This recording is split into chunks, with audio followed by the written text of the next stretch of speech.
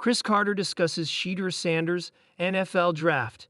There was not a collusion message. Cris Carter doesn't have time for conspiracies.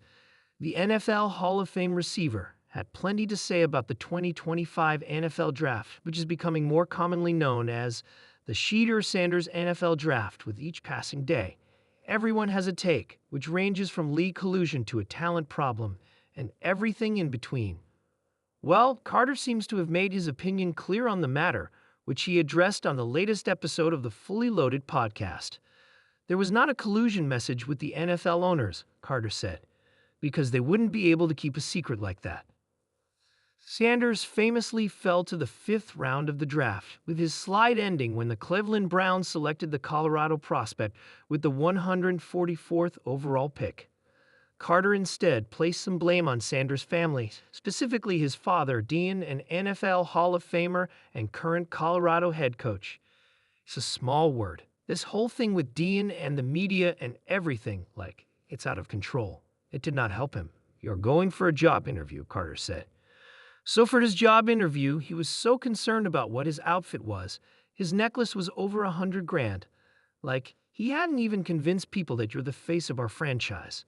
Matter of fact, he had convinced people that they were better off going in a different direction, even with people who had lesser talent. That's the rub he put on to people. At least $30 to $50 million in this process.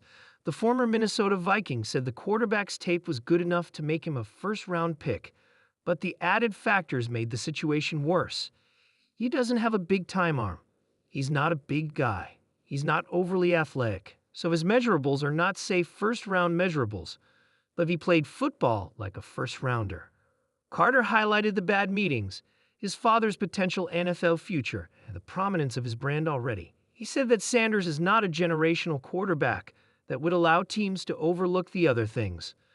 But Shedeur and his family, they overplayed their hand, Carter said.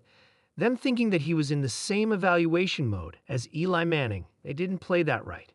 Them trying to narrow the teams that he was going to go to, that didn't do right. Not working out at the combine, that wasn't the right thing. His interview process, obviously he could have done a lot better in that. A lot of people left that meeting and felt he was very, very entitled. Carter did admit that Sanders fell further than he thought he would, saying this process and the system taught Sanders a lesson. "Let me tell you what he understands today," Carter said. "He ain't running, expletive. Okay.